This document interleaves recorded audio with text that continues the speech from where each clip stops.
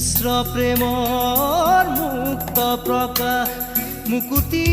আজি দেখো দিশহাৰা হৈ ৰয় দিশে দিশে চলে মাথো মৃত্যুৰ